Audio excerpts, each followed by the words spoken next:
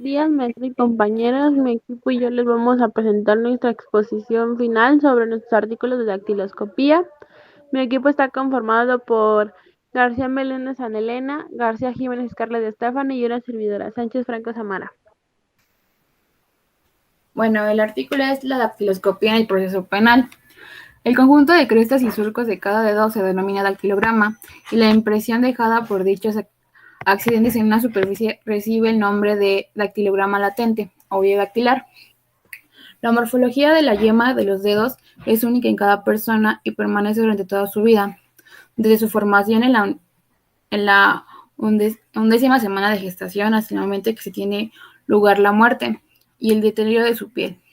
Esta morfología se mantiene generada sin cambios, pese a la incidencia de factores exógenos como lesiones o quemaduras, siempre que uno no afecte las capas más profundas de la piel. Las características morfológicas de la huella es, al observar una huella dactilar, podrá advertirse la existencia de una serie de líneas denominadas crestas papilares y una serie de presiones denominados surcos papilares, que conforman el conjunto de dactilograma. Los puntos característicos, bueno, estos puntos son particulares de la cresta en cuanto a su forma, longitud o dirección y constituye la base de la identificación de una persona previa comparación de impresiones.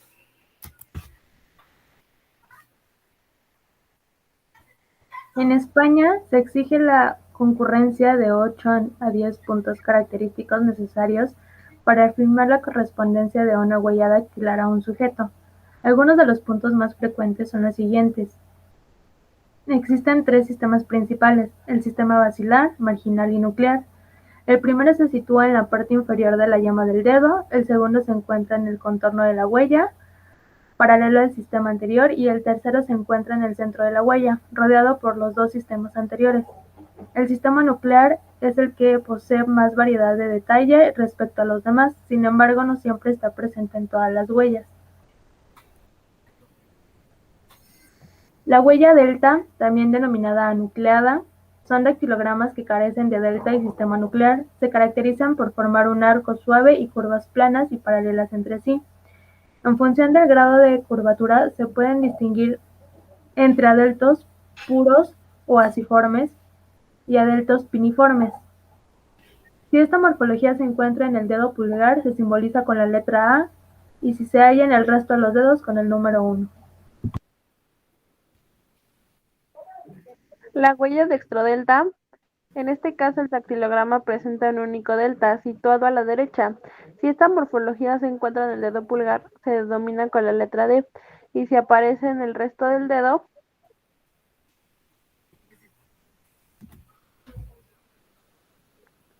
huella sinodelta.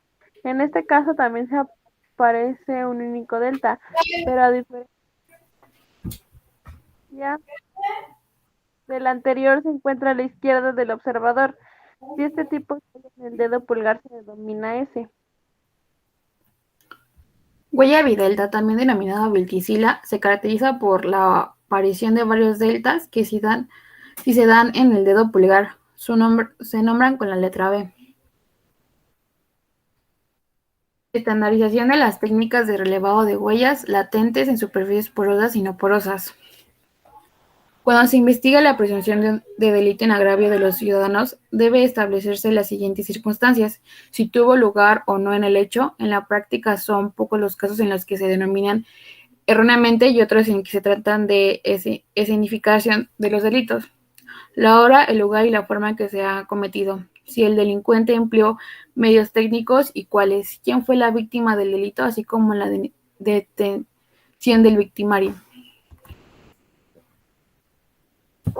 El procedimiento de obtención y conservación de la huella dactilar.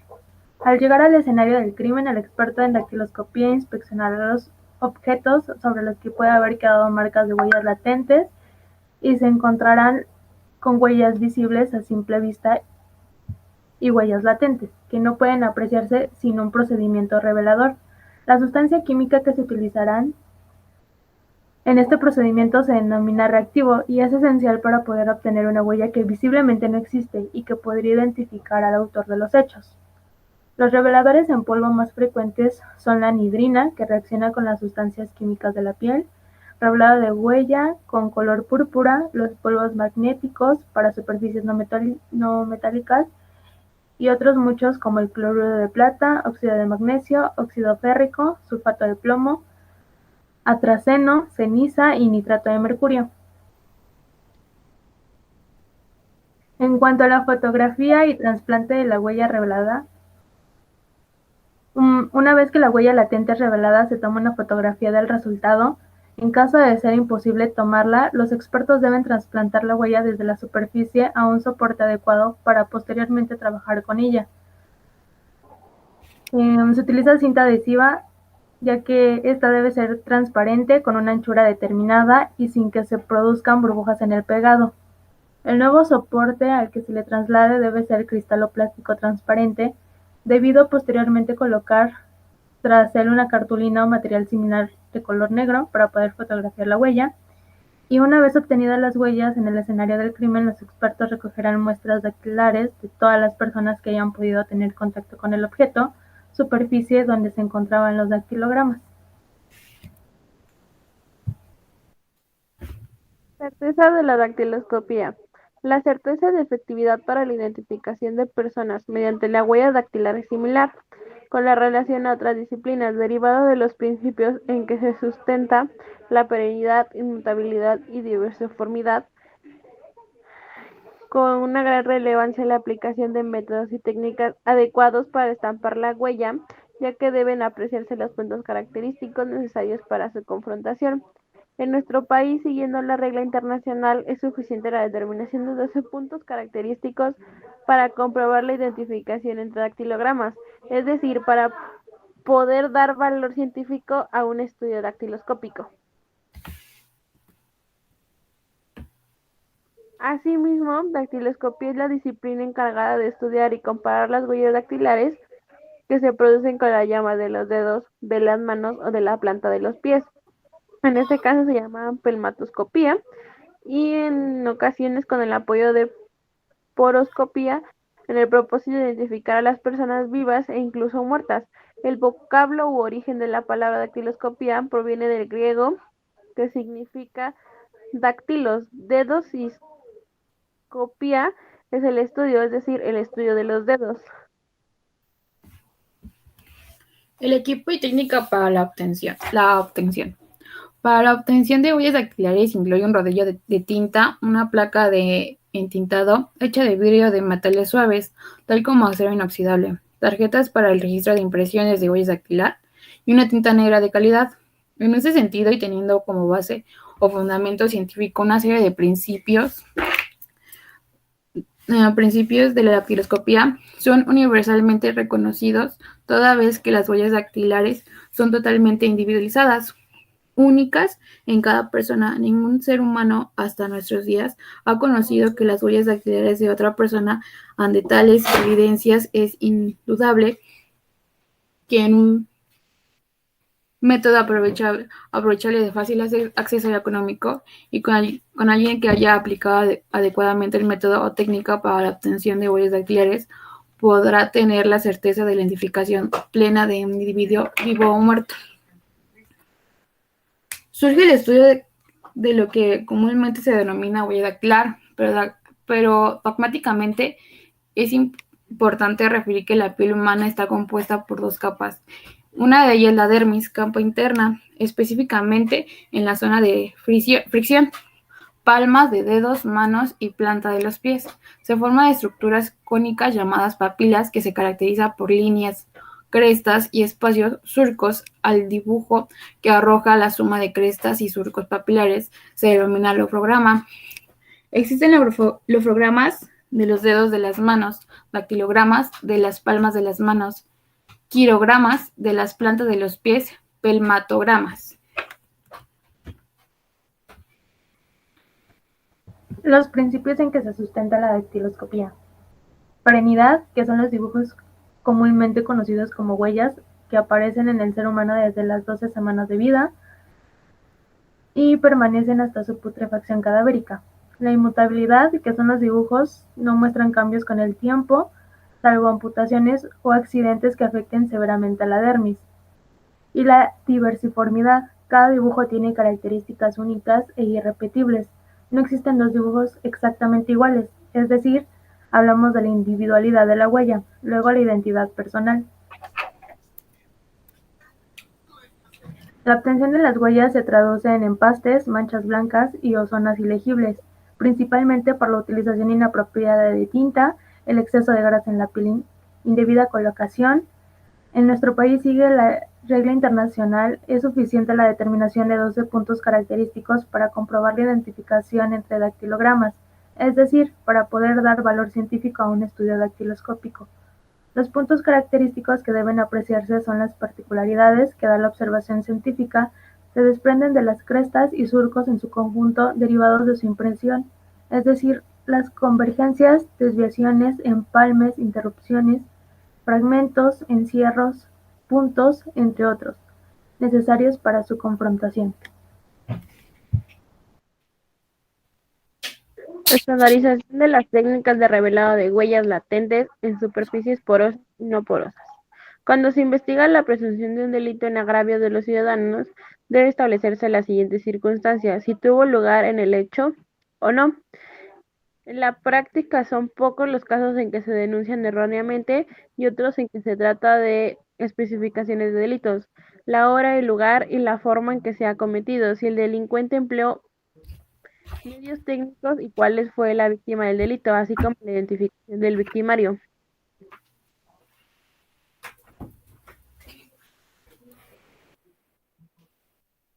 Huellas latentes y la interacción en los delitos. La identificación personal es necesaria tanto en la vida civil como en la justicia mercantil, administrativa, entre otras, pero en la esfera de la criminalística, dentro de las técnicas de la identificación humana, la dactiloscopía resuelve de forma científica los problemas derivados del delito de robo, siendo la ciencia más conocida y aplicada con fines de identificación. Las huellas dactilares. Juan Bucetich usó inicialmente 101 rasgos de las huellas para la clasificación en cuatro grandes grupos. Logró luego simplificar el método basado en 4 rasgos principales: arcos, presillas internas, presillas externas y verticilos. Factores que interfieren al momento de buscar huellas latentes. Si un objeto presenta huellas dactilares y se encuentra a la intemperie, expuesta a la lluvia, viento, rayos directo al sol, calor, polvo, etc. De acuerdo con M.G. Guerrero, el relevado de huellas latentes que se encuentran en cristales o superficies metálicas pulidas no presenta ningún problema, ya que se les puede fotografiar. Si se fuese necesario, se puede levantar con cinta celulosa. Si en el lugar hay grasa, puede requerir grasa por doquier. Por ejemplo, una cocina se presenta en inconvenientes de que no se pueda aplicar reactivos alguno, ya que se adhiere uniformemente en toda la superficie, convirtiendo las posibles huellas en borrón. En este caso, se debe tomar fotografías de la huella con luz indirecta. Si se sospecha que existen huellas digitales en superficies barnizadas, estas deben ser examinadas para saber si el barniz se encuentra completamente seco y si es posible aplicar el revelado, particularmente los esmaltes, ya que en algunos casos no secan por completo y pueden ocasionar que el polvo se adhiera en toda la superficie. En todos los casos se recaban impresiones dactilares en las personas que operan el lugar para cortejarlas. Los factores a los que se atribuye la presencia o ausencia de la impresión, de acuerdo con Robert Elsen en 1978, son los siguientes: naturaleza de la superficie, tiempo transcurrido desde que fue depositada y condiciones de preservación. Los agentes químicos comúnmente empleados en el revelado de huellas latentes en superficies porosas es el reactivo la anhidrina, el diazfluorén, el nitrato de plata y el yodo. Como mecanismo de la anhidrina y el diazfluorén es la reacción con los aminoácidos. El nitrato de plata reacciona con los cloruros, el yodo reacciona con los componentes grasos y el color de la cresta se pinta violeta con la anhidrina, con diosfloreno es rosa, el nitrato de plata es marrón y con el yodo y de igual manera es marrón.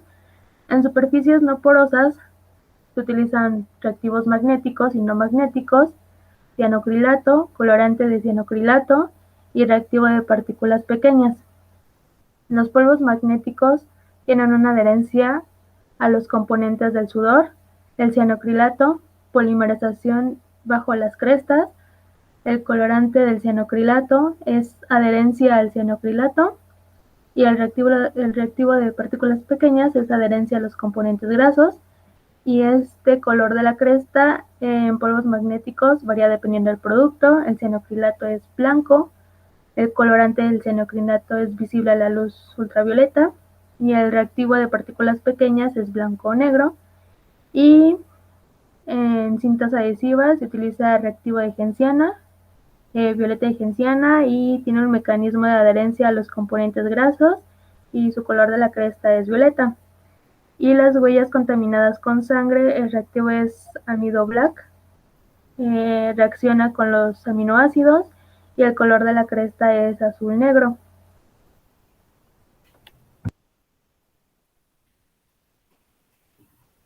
Revelado de huellas latentes. Las huellas latentes son originadas cuando la sustancia química que exudan los poros, agua, aceites, aminoácidos y sales, se depositan sobre una superficie denominada, produciendo de esta manera la huella latente y no observable a la vista. Los dactilogramas no visibles a simple vista están formados por una mezcla de secreciones de glándulas de la piel, a menudo contaminadas con otras sustancias del entorno. Las superficies sobre las cuales se pueden encontrar las huellas se dividen en dos categorías, básicamente porosas y no porosas. La superficie porosa son papel, madera sin tratar, cartón, cuero, papel térmico, y las superficies no porosas son el vidrio, el plástico duro, metal, superficie de fibra de vidrio, superficie pintadas o barnizadas. El siguiente es nuestro artículo en inglés, que es Identification of Crimes on My Skin, que nos dice que cuando nos enfrentamos a un hecho que presenta características de delito, se inicia en un proceso de investigación. Debemos indagar en los hechos de interés criminalístico, lo que reviste una labor de trascendencia social y, por supuesto, de importancia de médico legal. El estudio de los indicios determina el nacimiento de la criminalística. Nunca una puerta tan pequeña condujo a una habitación tan grande, en la que se guardaban muchas de las respuestas que los otros medios no nos proporcionaban. Uno de los enigmas de la criminalística es quién es el autor del hecho. Por lo tanto, situar al autor del hecho en el sitio del suceso, específicamente en casos de delitos sexuales, estrangulamientos, secuestros, y en casos en que los que se debe efectuar un estudio minucioso y diligente de la escena del crimen para llegar a establecer la efectiva ocurrencia de los hechos. Bueno, factores que intervienen en el relevado de huellas dactilares. Debemos entender en cuanto a una serie de factores que pueden intervenir en forma directa o indirecta en el proceso de relevado de huellas. Entre estos podemos considerar los siguientes. La piel.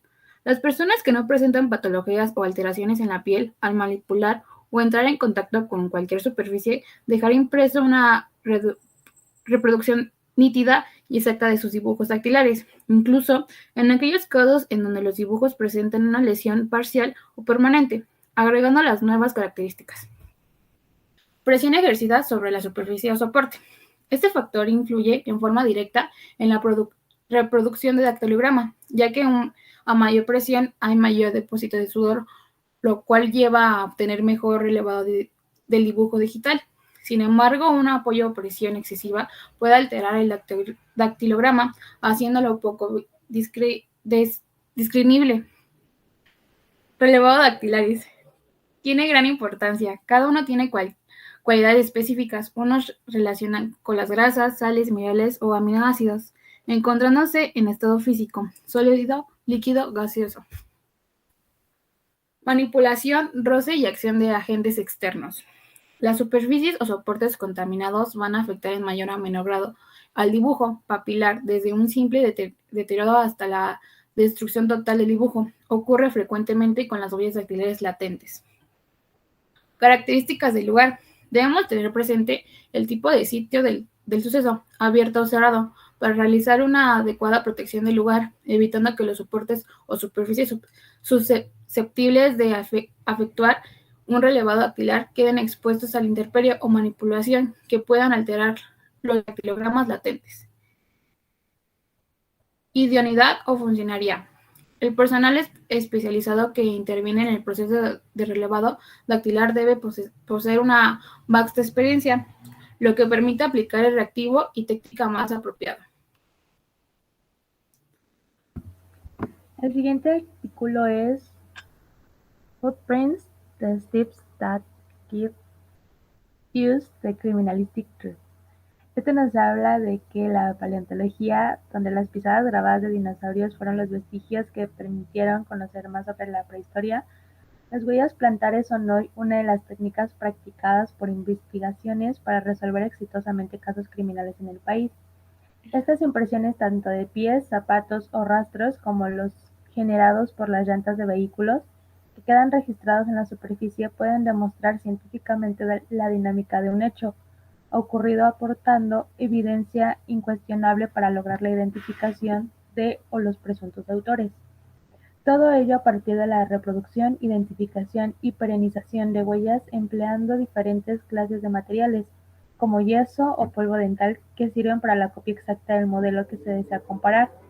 Dicha técnica, que asocia la acción criminal, la víctima y el sitio del suceso, tiene una lógica simple, pero eficaz al momento de investigar. Siempre que alguien o algo abandona un lugar, se lleva algo consigo y a la vez deja algo suyo. Dicha técnica, que asocia la acción criminal, la víctima y el sitio del suceso, nos explica que el subjefe de la Brigada de Homicidios Metropolitana, el subprefecto Gilberto Lodge, y experto en esta técnica, que las impresiones plantares pueden ser negativas, que serán hechas en superficies blandas como lodo, arena y tierra suelta, y también positivas, que son realizadas sobre bases duras y se reproducirán con el polvo de las superficies que se pisen con la suela del calzado o con sustancias colorantes. También que la multiplicidad de información que entrega una sola huella plantar, que va desde la estatura, sexo, velocidad, edad y condición física de los implicados en el sitio del suceso, resulta de vital importancia para la labor del detective. Y esta técnica cada día se posesiona más como recurso para la investigación criminalística, según explica el subprefecto Lodge, y tiene varias ventajas, que incluso se traduce en el costo económico, de que muchas veces se necesita solo yeso, agua y cartón, además del instinto policial que lleva al investigador a descubrir la verdad.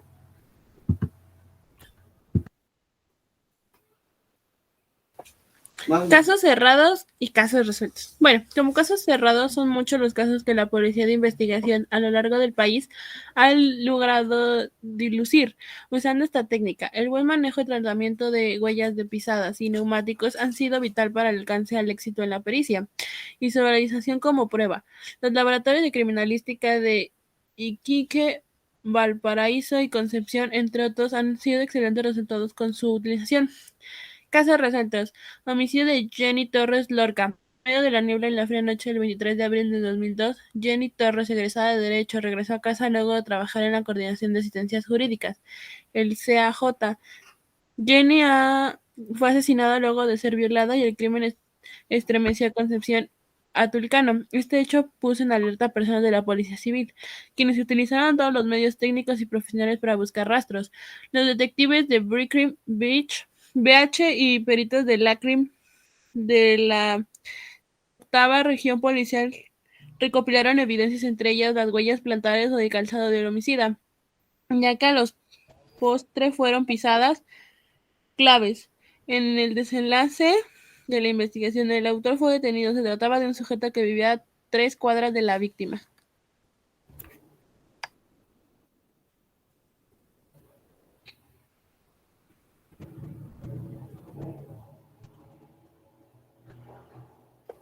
Actualmente, un total de 10 peritos especializados en huellas plantares trabajan en los laboratorios de criminalística a lo largo de todo el país, los cuales apoyan el trabajo investigativo de los detectives que aplican esta técnica de investigación. La metodología es simple y consiste en la validación de un componente de agua, yeso sobre la huella, esperar algunos minutos acorde a la condición ambiental para levantarla. La información obtenida puede ser derivada de las ciencias tan distintas como la huellografía, la mecánica forense, la foto.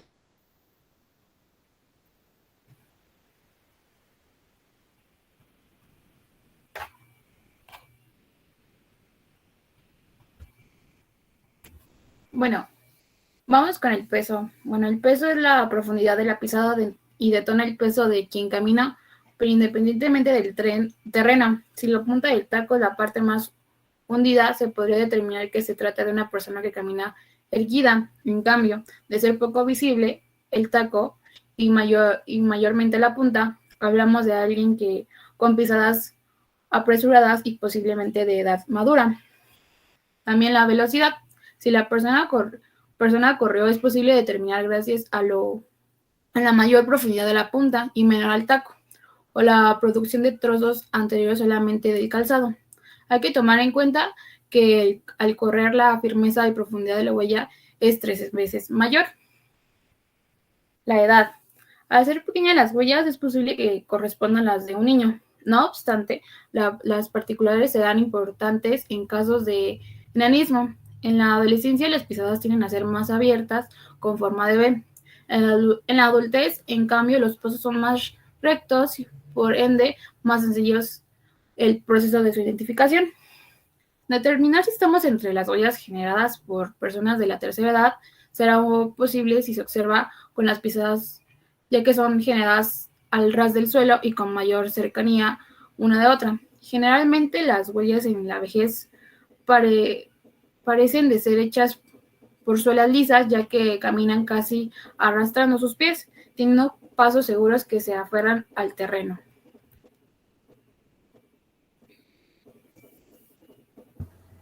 Sexo. La determinación del sexo por la huella de calzado o pie desnudo también es posible de precisar.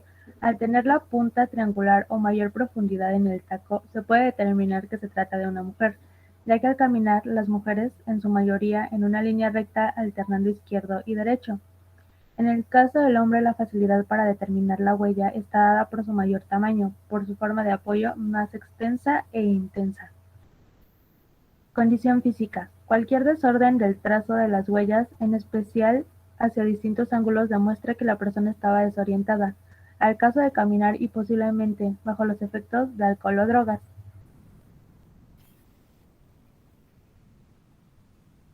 El siguiente artículo es Why do we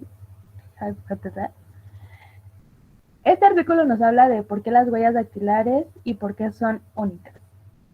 Es la traducción del artículo en español. Y nos dice que las huellas dactilares son pequeñas crestas y patrones en cada dedo que tienes, y estas crestas de fricción están presentes en las yemas de los dedos, la palma de la mano y los dedos de los pies y las plantas de los pies. También se conoce como crestas dérmicas. Las huellas dactilares son completamente únicas para cada persona.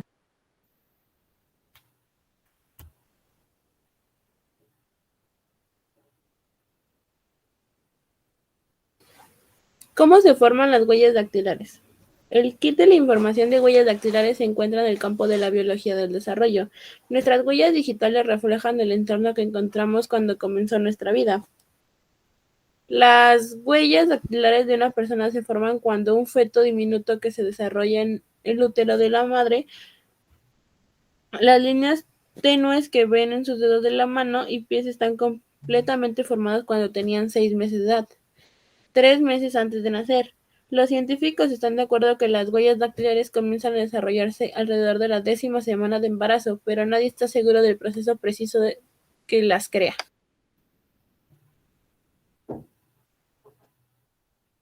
La teoría más aceptada establece que la capa media de la piel, la llamada capa basal, está arrugada entre la capa interna, la dermis, y la capa externa, la epidermis. La capa basal crece más rápido que las otras dos, lo que hace que se esfuerce contra sus vecinas. Esta presión hace que la piel se doble, las que resulta en pliegues de la epidermis hacia los dermis. Esto muestra en los complejos patrones de crestas que vemos hoy en nuestros dedos.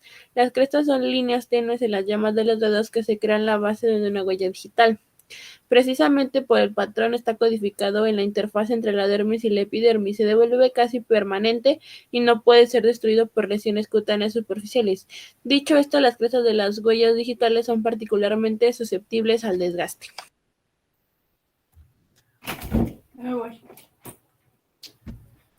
¿Por qué las huellas dactilares son únicas?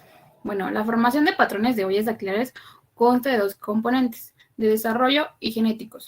El desarrollo de patrones de crestas no solo depende de factores genéticos, sino también de condiciones físicas únicas. Se cree que innumerables factores ambientales influyen en la formación de huellas dactilares, incluye la presión arterial, los niveles de oxígeno en la sangre, la nutrición de la madre, los niveles hormonales, la posición exacta del feto en el útero en el momento particulares, la composición exacta y la densidad de la sangre, líquido amniótico que gira alrededor de los dedos del feto cuando tocan las estructuras circundantes y la presión con la que tocan su entorno. Estas innumerables variables deciden cómo se forma cada cresta individual. Identificación de un sospechoso de un delito. Un uso importante de las huellas dactilares están relacionadas con las investigaciones penales, formando por una combinación del sudor y el aceite de la piel, que se encuentra dentro del patrón de la yema del dedo y una superficie. Las huellas dactilares a menudo se pueden utilizar para identificar al autor del delito. Las huellas dactilares se utilizan para identificar víctimas, testigos o sospechosos desconocidos para verificar registros y, lo que es más importante, cómo vincularlos entre un sospechoso y un delito. Para fines de clasificación, los expertos dividen los patrones de crestas de huellas dactilares en 3 clases: arcos, bucles y verticilos. Cada clase se puede dividir en numerosas subcategorías. Las huellas dactilares también muestran una ligera variación racial.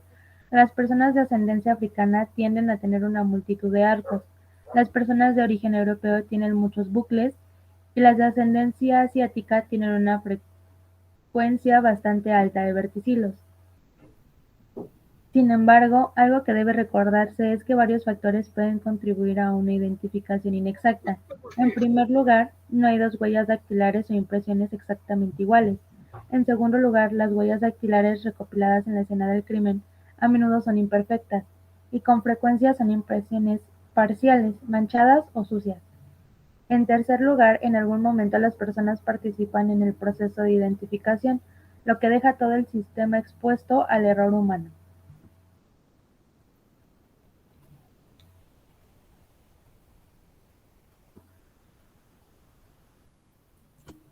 Y estas serían nuestras bibliografías y de nuestra parte sería todo. Gracias por su atención.